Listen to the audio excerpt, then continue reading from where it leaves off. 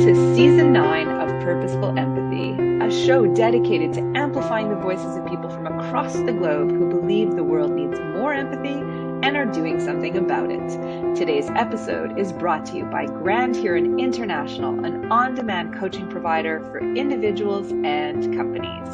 Thanks for watching. Enjoy the show. Welcome to a new episode of Purposeful Empathy. Today I'm joined by Dr. Anoop Kumar, who is an emergency physician, author, speaker, and who saw that many patients in the emergency room didn't believe that healing was possible, even if many others had healed from the very same diagnosis. That's why he founded Health Revolution, to bridge that educational and practical gap. Health Revolution is building an ecosystem for healing based on the 4 engines to transition our society from the disease state to the healing state. And you can be sure that I'm going to ask about these 4 engines. Anoop encourages people to rethink the relationship between mind and body in a way that informs solutions to real-world challenges, including healing diseases and upgrading the quality of our education. Welcome to the show, Anoop. Thank you, Anita. It's good to see you again. Yeah, we met actually through McGill. You were doing a master's degree in health, if I'm not mistaken, like after you graduated from med school with Henry Mintzberg, and that was some like 7-8 years ago. Yep. So I look forward to learning all that you've been up to. I mean, it's so exciting, the work that you're doing. But let's start with a little bit of backstory. I suspect something happened in your own life that led you to launch Health Revolution. So is there something? Yeah, there are many things. I would say one of the major things was growing up a little bit in India, in a village in India, and then growing up in suburban DC, just out Washington, DC. And, I remember in India, feels like it was always barefoot. It was outside, doesn't matter if it was raining. You had all these, jackfruit trees, mango trees, and papaya and all this stuff. We had a couple cows, and it was hard work for the adults, but for me, it was paradise. It was, it was amazing. And it was very different coming here. It seemed much more, it seemed like there were boxes around people more here, at least where I was. I don't think it's everywhere, but at least where I was in Maryland, just outside DC, it was like that. And of course, there was no barefootedness happening outside, because you might step on something sharp and hurt your foot. And the cadence of life was very different. I remember standing on the balcony of our apartment, and I would just people watch.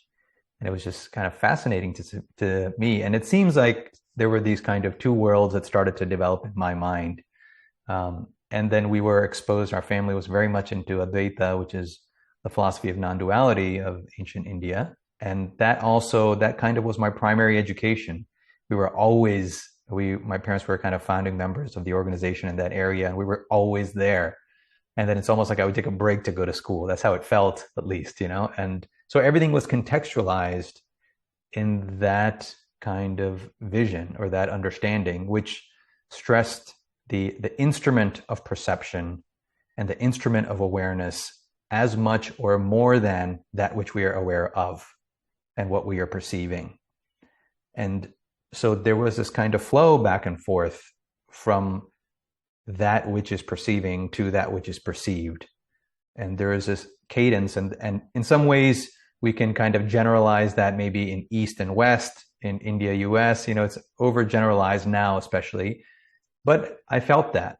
And so by the time I got to medical school, it was almost everything was about what is perceived and not who is perceiving, how we are perceiving, what is the instrument doing to the picture that we are perceiving. And the picture in the case of medicine is human anatomy, what we consider the human being to be. And so at some point, I couldn't hold it in anymore. That's when I came to McGill, actually, for the master's program. It's because I needed some space to allow this to kind of flow out, and it was shortly after that I wrote a couple books and so on. Okay, so oh my gosh, many follow-up questions come to mind, but let's just backtrack for a sec for those people who don't know about Ayurvedic medicine, Ayurvedic nutrition, and this whole idea of non-duality. I know you've kind of hinted at it, but let's just, we're going deep right off the bat. Here we go. Let's do it. Well, so Advaita means duality. Is a negation of duality. So what it suggests is that the differences we see are meaningful, they represent something, and importantly, they are representations of an underlying deeper nature. And furthermore, incredibly importantly, this underlying deeper nature is us. It is not something different from us, away from us. It is not something for special people or only monks. It is the nature of everything, including all human beings. And importantly, it is accessible and experienceable by us as our own subtler nature. So the implications of this are profound, because this experimenting with this hypothesis, which I think is a great way to approach it as a hypothesis, gives a new direction to life. So then the job, the career, the communicating, the family, all of these are within a broader context, right? They don't lose meaning. In fact, they're suffused with even greater meaning, because they are an expression of something profoundly meaningful. And so that is Advaita. And I think there are a lot of simplistic interpretations of Advaita now that I might speak differently about, but this is the essential nature. And now we hear it often in terms of connectedness. I see the same thing in the great work you're doing, Anita, around empathy. Empathy is natural when we experience that there is some part of us beyond physicality, beyond mentality, that is non-different from the other person, and even from the thing, what we call a thing, the brick that's sitting there. If you look very closely at a brick, it is jiggling with life. It's vibrating with life. The subatomic particles, the energy, there's no such thing as inanimation in the world. Everything is animate when you look closely enough.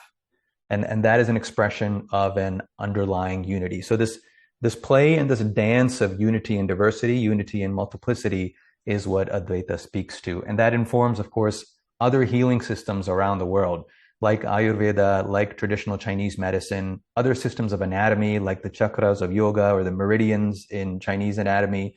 These are all based not on strictly a physicalized version of the human being, but it's based on a more complete vision of human anatomy, where we see ourselves also as this deeper reality. And therefore, when attuned to that, other versions of physicalizing or mentalizing anatomy come up, which are the chakras and the meridians. Thank you for that. Okay, so we're talking about the oneness, the interdependence, and you're saying that you had access to that perspective, and then you came to the West, and then you were exposed to like medical science and anatomy, and you were like, this is not enough. This does not do justice to our whole selves. So I've got to bring that perspective into the medicine. So how does that change your practice? The main way, so in the ER, it's simply in connecting with people and seeing what is possible for a person, right? So a big part, I think, of being a physician is not simply making the diagnosis and prescribing a treatment, but it's simply in being with that person, right? And connecting with that person. And so it's the way you walk into a room. It's the conversation, the kind of conversation that you have. And especially in the ER, when you might not have, in some cases, you might not have more than 60 seconds, with a person. And so all the nonverbal stuff makes all the difference in the world. And so that is a major difference. And that's a practice. That's not something that I have mastered and it's done. That's something that is always a practice. I have the saying kind of, they say about New York, if you can make it here, you can make it anywhere. That's kind of true of the ER. Especially if you're looking at these kinds of subtleties, like in that environment, if such a practice can be developed, it can be very powerful. And so that's a part of it. However, I find that to be insufficient by itself. And that is why this ecosystem of healing that I'm talking about simply has to come to fruition, because that is one part of it. But to develop the systems that go from a more complete vision of the human being. Let's be clear, we're talking about human anatomy here. And our model right now of human anatomy is radically incomplete, because we substitute a human body for a human being. And that's not enough. You're going to be missing a lot of diagnoses and possibilities for healing if you take a being to be only a body. And so that's why the rest of this needs to be developed, a broader picture, a broader understanding, and other ways of approaching a human being, understanding a human being that will lead to healing.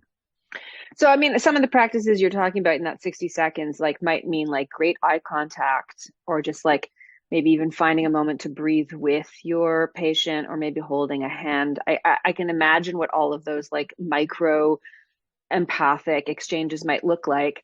And now you're talking about an ecosystem of healing. Okay, if you could, I'm bringing you a soapbox right here, right now, to share the manifesto, to share the big vision. If you had all the time, energy, and resources in the world, how would you change the world?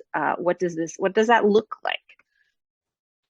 It looks like, to begin with, education and understanding, what we're doing now, having a conversation to say, number one, that the way we model a human being is radically incomplete.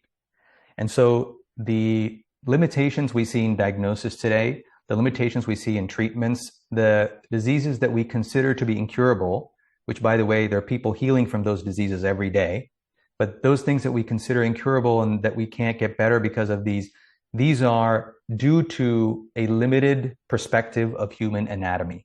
And if you go to India or China or some indigenous culture or the United States, you will see each has its own model of anatomy, which should blow people's minds. It should blow the minds of scientists. It should blow the mind of researchers to be like, wait a second, other cultures have a totally different system of anatomy for what's apparently the same species. So either we have to totally write that off and be like, everybody's crazy and only we know, or we have to be like, we're missing something huge because it is based on the anatomy that we make a diagnosis, right? So when somebody has a cough or a fever in the allopathic system of healing, what we do is we map that to physical anatomy, right? So a cough, you look at the respiratory tract, you can start from the mouth to the throat to the lungs, etc. But that same system in yogic anatomy is not there. You're not actually looking directly at the respiratory tract. You might be looking at a confluence of energy in that area. In Chinese anatomy, you might be looking at a meridian. In another indigenous culture, you may be looking at something else. And we also know that can be, a lot of these conditions can be associated with the mind and the level of stress. So all of a sudden, you expanded from a respiratory tract to 5 different models, all of which are valid, right? So this is something important to recognize, that our models of anatomy, even within biomedical science, even within allopathy, they've changed over time. Right? When Henry Gray came along and discovered there's more to the human body, guess what? The anatomy textbooks got updated. Frank Netter, you can see that book right there. It's Atlas of Human Anatomy. That's our anatomy atlas in medical school. And in the foreword, he says, he's the medical illustrator, he says that over time, as our view of anatomy is updated, our pictures have to be updated. So we need to have a model of anatomy now where mind is included as our anatomy. We're right now in a physicalist system where we say that the body and the brain are primary, and all experience, including love, pain, suffering, desire, ambition, and all of this is secondary. It's neurotransmitters. That's our model right now, and it's grossly insufficient. So to begin with, since you gave me a soapbox, Anita, I would say it's very important for people to understand, number one, our model of anatomy is radically incomplete. Number two, because of this, there are limitations in our diagnosis and treatment models. And number three, there are people all around us that I'm realizing more and more day by day who are healing from conditions that are thought to be incurable because they are taking approaches that fall outside our vision of anatomy and physiology. And we share their stories on the Healing is Possible podcast. Okay, so I'm inspired. Why don't you share a couple? Like, I've got family and friends that have chronic diseases, and I'm starting to pay a lot more attention to just simple nutrition and like the kind of things that we need to bring into our bodies and the kind of things that we really should not have as much of as part of like the natural homeostasis healing process that the body goes through that is available to us kind of all the time. But like, what kind of stories, what healing stories can you share? So here's another thing that blew my mind is that what I'm seeing over and over is that it's not rocket science, like this healing process. And it just makes me laugh every time I see it, because it's like we can't crack the code to heal so many conditions, right? And we're trying to do all this research and spending all this money. And there are people doing maybe not easy things, but things that will be considered simple, like you said, changing what they eat, starting to look at their emotions and maybe really difficult experiences they had in childhood, starting to move their bodies in new ways, right? Starting to express themselves creatively, getting more sleep. These are the four engines that you mentioned at the beginning: Yeah, nutrition, let's go through movement, them. Let's go through them slowly. nutrition, movement, connection, and rest. Huh. And this should be a roadmap for everyone. This to me is primary medicine, and everything else is complementary medicine, including pills and surgery. We have it backwards. We think pills and surgery are primary medicine. And then if you meditate or you cut out processed foods and you're eating primary plant-based, for example, then that's complementary. It's totally backward. It's totally backward. Nutrition, movement, connection, and rest are primary, not only for acute disease, not only for chronic disease, not only for general well-being, but even what's called spiritual understanding and spiritual development. It's all one and the same process. And everyone should start by looking at these four: nutrition, movement, connection, and rest, across the mind and body. This, for example, is nutrition for the mind, right? It's just being like, wow, I just need to think about this differently. I just need to look at this differently. It's not about rejecting something. It's not about saying I'll never take a pill again. It's not about saying I'll never have surgery. It's just saying, well, let's just put this in context. The thinking about this is so backwards. So with just these four, I'll give you an example. Yesterday, we released a podcast of Daniel Mackler. He was diagnosed with ulcerative colitis. He was a healthy guy. I think he was in his 20s. He was a psychotherapist in New York City, helping people. He was helping people actually get off of medicine and stay healthy, and was so stressed out. And he started getting headaches, and then pretty soon, excruciating headaches. And then he started to have incontinence. Like, he was just going to the bathroom on himself. And he's like, what is going on? This is insane. I'm like a healthy guy. I'm an athlete. And soon he was diagnosed with ulcerative colitis. He was on immunosuppressants, taking them orally, taking them rectally. He was on steroids, tried everything. And soon they said, well, it won't get better, but you can kind of manage it throughout a lifetime, right? That's what his physicians told him. A little while later, actually, it's getting worse. It's now ascended and gone up to the small intestines as well. So now it's also Crohn's disease. He's getting worse. He's going to the bathroom on himself multiple times a day, 10, 15 times a day, at wit's end. And he's finally like, I can't do this anymore. I'm always thinking about my patients. I don't have time. He's like, I've always wanted to make films. And so he goes backpacking to Europe. And he said it was an incredibly courageous decision for him, not just to leave the income, but because he was going to the bathroom on himself. He's like, how am I going to fly to Europe? But he did it. And he had accidents all along the way. And he was terrified. But guess what? He's like, it was 15 times a day. Now it's 8. Now it's 5. Now it's 0. And he healed completely. Just completely, by just saying, what is it that I really want to do? And I'm going to do that. And that's what he's been doing ever since. Off all medications, no symptoms, eats whatever he wants, right? When was that ever prescribed on a prescription? And the other thing, Anita, is what I hear is that people say, well, you're telling miracle stories, and that may not be true for everyone. Yes, it may not be true for everyone, but you know what? I release these every week, and I'm not trying that hard. People are just contacting me. And even for somebody like me who knows this is true, I am more and more thrilled to see that this is happening far, far more than even I imagined. There are people in my city right now all around that are healing from things that nobody really knows about, because who really wants to speak about their story of fear and their story of difficulty and challenge? The people that come on YouTube with me are very rare, and yet there are so many of those. And that leads me to see that we really don't know the prognosis for so many diseases. And that is a powerful notion. That blew my mind as a physician. We don't know. Heart disease. Jimmy came on our program. He's actually an orthopedic surgeon. Started having pain in his left arm, wasn't feeling right, went to the hospital, was told, yeah, you have severe heart disease, having a heart attack, and if you don't get surgery, not just a stent surgery, bypass surgery, then you're not going to make it. And it was scheduled for the next day. And it was just hit him like a ton of bricks. In fact, he had severe heart disease in his family, and he always thought maybe this would happen to me. But when it happens, it changed everything. And here's his friend, actually, an old med school buddy who is now a cardiac surgeon, saying, you need to have this done. Well, he read a book called How to Prevent and Reverse Heart Disease. And he did an incredibly courageous thing. It's a choice that everyone has to make on their own. I can't recommend that anybody do this themselves, but he decided to do this. He called and he said, I'm not doing the surgery. And they essentially said, you're nuts. You're not going to make it. And he switched to a plant-based diet, cut out even oil, and basically became totally symptom-free, right? Thought to be impossible. To reverse heart disease, thought to be impossible. In fact, this program was designed by Dr. Caldwell Esselstyn, and they have the angiograms to show that blood is not going. They change the diet, blood is now flowing. Thought to be impossible. You have to go in, put a stent, or open up the chest. Which, by the way, a lot of people say that's an extreme diet, right? As opposed to a saw going down the middle of your chest, filleting the chest open. And I mean, like, that's an amazing story.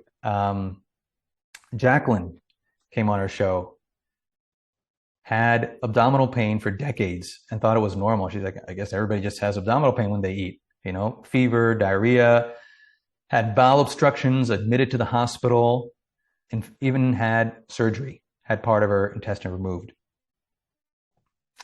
Tried everything, steroids, drugs, nothing is working. Fortunately, she just kept trying. She's like, something's got to be here, right? Something's got to work. Decide hypnosis. Well, that sounds strange. I don't really want to know if I want to tell people I'm doing that, but okay, I'll try that. Does it. And after that, never had a symptom again. And had a repeat colonoscopy that showed normal colon. And her gastroenterologist said, well, there's a lot we don't know. Yeah, there is a lot we don't know. But the point is, you know what? I bet you Jacqueline's story and Daniel's story and Jimmy's story, that their physicians didn't write up those stories in medical journals, right? I'm not criticizing the physicians. What I'm saying is we're so wedded to a physical first model. And the food thing is not even non-physical. It's just changing your food. You can still keep that within the biomedical paradigm. It's just a different view. But the other two are not within that view. They're suggesting that changing the mind changes the physical body, right? Daniel's and Jacqueline's view. And I could go on. There's another Jacqueline who was diagnosed with multiple psychiatric diagnoses, including, I think, psychosis, possibly schizophrenia, so many different things. And she was having hearing these multiple voices, and she felt like they were important. I mean, they were incredibly distressing to her, but she also felt they were meaningful. And her physician was saying, the fact that you think they're meaningful is actually a sign of lack of insight. And what she had to do is actually say, okay, these are not meaningful. She had to basically go along with that story to be kind of released from the psychiatric facility, and then started to do her work, I think, with another therapist and within herself, and in a way started to befriend these voices as characters. And she found that these were actually in some way trying to protect or help her. And so she now works with what's called the Hearing Voices Network. She has let go of all the diagnoses, and she has actually befriended, to my understanding, these characters, and they help her in a sense, right? So the very definition of lack of insight was contrary to her healing, right? The definition of what is insight went against her process of healing. So these are just 4 cases, and 3 of the 4 are non-physical, don't have to do with medication, don't have to do with surgery. And those 3 are connection, right? So again, nutrition, movement, connection, and rest. Primary medicine, the human system is phenomenally intelligent. And that which produces the human system is the same thing that produces the ecosystem of the world. Okay, I'll let you go because I'm just rambling now. Oh no, no, no. This is like I'm kind of mind blown, and we're definitely going to include the information about how to get access to your podcast below. And I suspect that there's going to be viewers and listeners that are going to have questions that are like, Anita, I hope she asks this question, and I might not get to it. So please feel free to populate in the comments below your questions, and we can always come back to them. Today's episode was brought to you by Grand Huron International, an on-demand coaching provider for individuals and companies. There's a renaissance around psychedelics for mental health. I'd love to get your perspective on that as part of like a holistic treatment opportunity, possibly. I'd also, I feel like maybe it's not exactly right on the moment, but I want to get back to at some point talking about like human consciousness and what happens to us after we die, because I have a feeling you probably have something to say about that. And then the third one was, let me think about what it was. Okay, it's not coming to me now, but maybe as you talk about the psychedelics, maybe it'll come to me. Yeah, we can connect those two. So, we have this idea in our society that the body and the mind are two different things, and it is an idea. When we're children, nobody tells us that this is a body and this is a mind. Mm-hmm. What happens as children is that our society focuses us on shared perceptual experience, which is what the body is. This body is something I can see and you can see. It's shared, right? But a thought perhaps may not be something you can see, and I cannot see your thought, right? So what society is biased toward is shared perceptual experience. That is what a society seems to be. And so our parents teach us, this is your nose, this is your mouth, these are your eyes, these are your ears. They become very happy when we can name them, and shoulders, and wow, look at little Timmy, look at little Anita and Anoop. They're so smart, But they rarely say, yeah, this is the arising of sadness. This is the arising of joy. Those little bubbles, this is joy, or this is the feeling of the space that you sit in which you are situated. This is the society of which you are a current. That sense for the subtle is not instilled in, I shouldn't say it's not instilled, it's not reinforced, because all children have it. Mm-hmm. But when you just by default focus on a very narrow range of consciousness, which is the shared range, right? And away from what one's own experience is, which is vast. The vast majority of what we experience, we don't communicate. What we communicate is a small fraction of what we experience. And when we do that, we can start to believe that that is the most important part. And so the worldview now is, again, a physicalist worldview. It's based on shared perceptions that we coagulate in our minds and abstract as external objects that are relatively meaningless, right? The fact that there's a sofa in the room is relatively meaningless. But it's not actually. It says a lot about our society, about what we value, what we want to do in a room, how we want to sit. There's a lot in that if we want to go into that, And so what happens is we kind of split the world into mental and physical. And we already talked about that is why our model of anatomy is as such in allopathic medicine. And once you do that, you have all the limitations that come with it, some of which we've talked about. Now, the question is, how do we go beyond that? Or even if we don't understand that that is the problem, we say, there's so many limitations. How can I break free of these limitations? Well, there are many ways, and drugs are a common way, or plants are a common way. And what these do, because by the way, plants don't know that mind and body are different. Nobody told them that. They were never educated in that, right?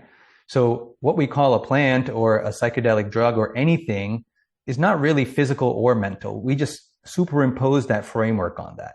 It's a kind of experience. You can choose to call it whatever we want, but there is no dichotomy in that experience in and of itself until we superimpose that. So these plants represent a way of knowing, or a way of perceiving, or a way of approaching. Penicillin is the same thing. Everything is the same thing. Everything does this, but everything does it in its own way. It's unique in its own way, right? So certain plants live at the boundary of shared and individual experiences, or they live at the boundary of identity. and what we are. So they can open up ranges of experience that are not common in society. And so when you do that, you have some of them are the exact same types of experiences that you'll hear in mysticism and in spiritual traditions of oneness, of unity, of seeing other dimensions, of seeing before birth, of seeing after death. All of this is entirely possible, well documented in encyclopedias around the world, just not a part of our modern culture. Mm-hmm. It's not new. It's not impossible. It is a standard part of human experience in many cultures, and it's accessible to everyone, even without the plant. So, does it have a role in therapy? It absolutely has a role. I think it's relatively newer knowledge, so it's nice if it's done by someone. It's not just about experiencing something cool. It can be entirely reorienting, disorienting first, and therefore requiring reorientation as to, wait, what? My whole worldview just got blown to smithereens. You know, the way I see physical and mental and me and you and birth and death. I mean, these are foundational constructs of identity and interface that get changed, that can get changed. It doesn't have to be that deep, but it can get changed. Oh my God, am I hallucinating? Am I crazy? Now I get really scared. I don't want to interact with, I don't want people to call me crazy. All of these things can happen. So it has to be done by someone who's experienced the full range of all of these. When done appropriately, sure, it's no different than they do in other cultures. You know, that these are a native aspect of life that can be done to facilitate healing when done responsibly with knowledgeable people. Okay, I remember my other question. Okay, thank you for that. You've used the word healing and trauma earlier, and there's a lot of conversation now around collective healing of collective trauma. And here we are as very sick population, right? Our diets are really terrible. We don't do enough exercise. We live in a world of chronic stress. We're told we suck. Social media amplifies that. And we have like historical injustices along race and gender and all sorts of other ism lines. It's a perfect cocktail for us to be super unhealthy and for us to carry like disease because of all of that many generational collective trauma. So do you believe that, what do you think we need to do in order to transcend that? Well, from a practical perspective, I think it's some of the basics that we talked about. It's just very low hanging fruit in terms of changing how we eat, you know, and switching out of processed foods and switching to more vibrant foods, plant-based foods, living foods. It's about moving the body, moving the full range of motion of the body. Not everybody has to run a marathon or do an hour of exercise every day. It's okay if not everyone does that. But the mind is the body and the body is the mind. All right. So doing this also moves the mind, also opens something in the mind. Any range of motion that I'm not using in my body is some aspect of the mind that is sitting on the shelf. And we don't know what aspect that is. We don't know how that informs our life or how it doesn't inform our life. You know, so use the flexibility of the body to whatever, everybody has different ranges for that. Whatever a person can do, you know, take the joints to whatever, through whatever range of motion you can do. It takes 5 minutes every day to do that. Write down what you dream about. Like if there were no barriers, like what do you dream about?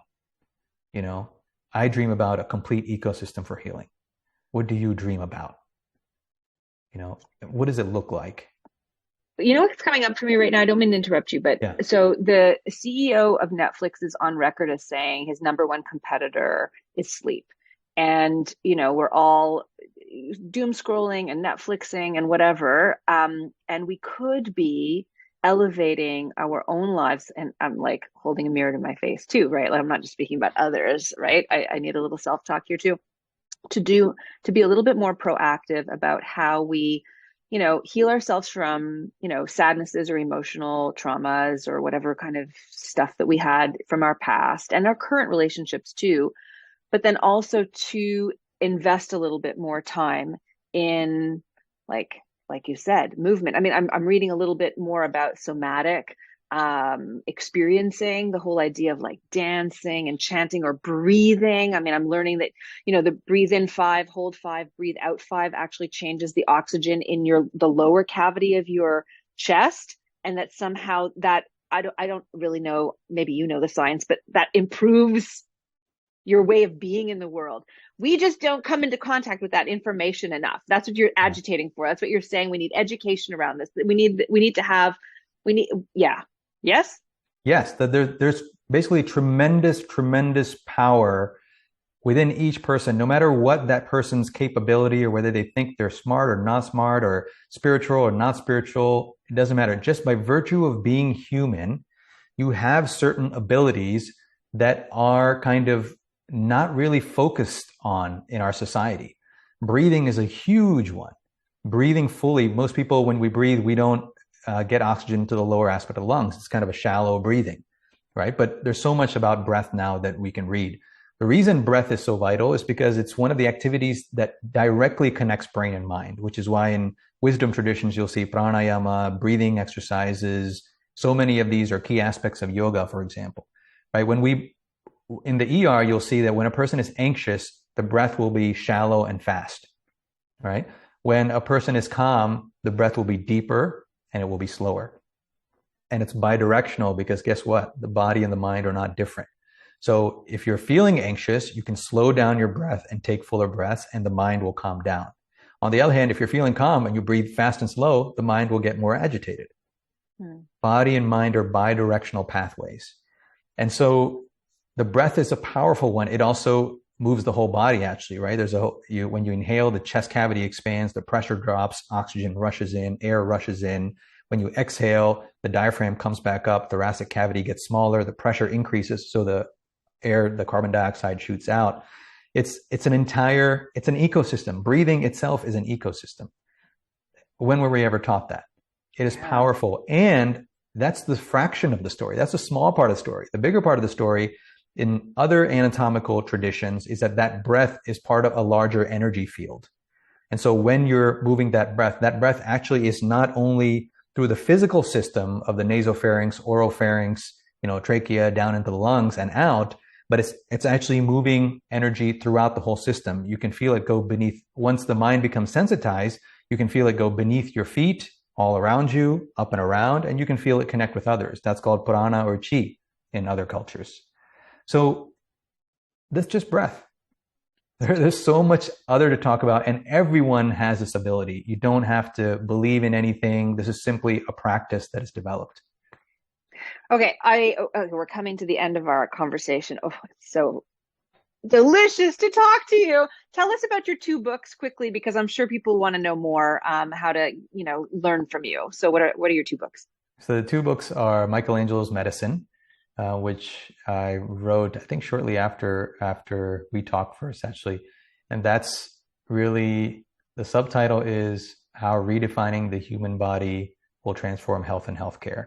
And it's the beginnings of looking at how we might redefine human anatomy. And it also talks about my experience in medical school and residency and how some things were really difficult and how this irresistible urge to communicate was about to explode, and talks about some case histories. And it's an interesting read in that sense. It's kind of my story plus the evolution of a new model of healthcare. It also talks about a new kind of science. One of the big things in science now, everybody says, well, this is science, and so it's true. Well, this is science, and so it's true. And people don't understand that science is a human activity. And science begins with observation. You can't have a hypothesis without making some observation. You can't have an experiment without making a hypothesis that is based on some observation. And what is observation? It's what you see. It's what you hear. It's what you taste. And what we're saying is that what you see, hear, taste, smell, touch, the degree to which we do those things and the completeness with which we do those things is based on the attunement of the mind. And so what we describe is the next evolution in science, a more complete science in which we begin with a more sensitive, a more capable process of observation. If that were the case, what would the process of science look like? So we talk about that as well in Michelangelo's Medicine. And the second book it's called Is This a Dream? And that is a more metaphysical and spiritual look at some of the fundamental questions that we ask about life, about who we are, about this mental, physical boundary, about what's going on here, and about how all of this can inform, I think, a new level of understanding in our society, in which we're not restricted to science or philosophy or spirituality or any of this, but our own direct experience, our tactile living experience of this moment, of the space we're in, and how it's constructed. Is this a dream? So I think that's a great segue to the penultimate question here, which is everything we've talked about. We're on a podcast called Purposeful Empathy. What's the connection to empathy? What do you think all of your work is and all that we've talked about? How is that connected to empathy? Well, I think one of the things that is the greatest healing power that we need in the world is love. Yeah, I remember one time in my residency on a very busy night, heart attacks and strokes and gunshot wounds and everything flying all around. And I was in my first year and I was totally overwhelmed. I was like, what is going on here? And I went to see an elderly lady who had abdominal pain. And I went into the room and she was just kind of laying quietly and this cacophony happening all around us, you know? And I went in and I had my white coat. It was like pristine. You could see that this guy's a newbie, you know, hasn't been through a lot yet. And I went in and I started talking to her.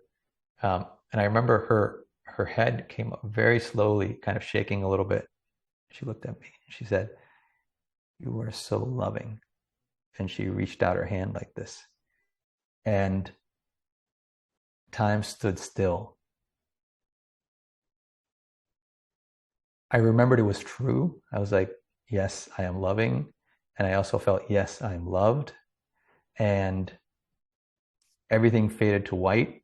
And I don't remember anything else from that night. But that's the power of love, you know? And when we talk about the interconnectedness, when you speak about the interconnectedness, when I'm talking about the three minds framework, we didn't touch on that, but that's the application of this. It's the framework for this. What we're talking about is also love. And it is a dimension of living that is in and of itself healing, connecting, integrating. It is an intelligence unto itself. And so this to me is purposeful empathy. It is this love that can be seen in so many ways, experienced in so many ways, that ultimately brings healing. Mm. Yes, I love that. My book actually starts with, empathy is the most powerful force in the universe, second only to love. But you're almost kind of drawing a bit of confluence there that like when you are loving someone and allowing yourself to be loved, kind of empathy is a natural byproduct that flows through that, right? That's what I'm feeling from what you're saying. Yeah. I think there are many expressions of love, and one of them, the key one, is empathy. I think for our society right now, that's one of the key ones. Mm-hmm. Okay, to stick on to the empathy topic as a last question, I love asking my guests if they can remember a time or share a time when they were on the receiving end of empathy, what I call purposeful empathy, so empathy on purpose, and what that meant for you. Well, that would be this story that I just told you. Let me see if I can remember another one.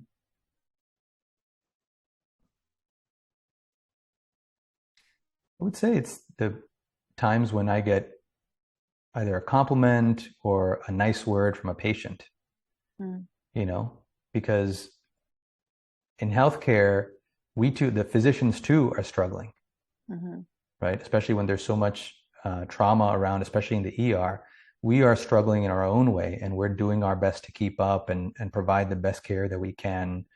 And there are times, I remember one time there was this Japanese lady who, after our encounter and we spoke and she was about to go home, she just kind of bowed like this. And it was very powerful, and I bowed back. Yeah.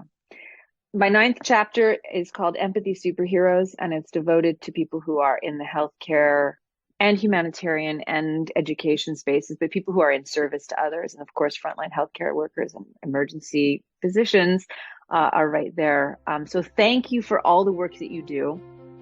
And thank you for the vision that you have about how we can all be healthier, more vibrant, more alive, more integrated human beings, and what society could look like. I'm so happy we had this conversation. Thank you so much. I feel very inspired. Anoop, thanks for the time, and thanks everyone for watching and listening. We'll see you next week at Purposeful Empathy. What if you had access to your own council of coaches to help you break free of your thinking clutter, make that important decision, and liberate you from whatever is holding you back? At Grand Huron International, you get to choose the coach of your choice anytime from anywhere. Visit grandhuroninternational.ca and harness the power of on-demand coaching today.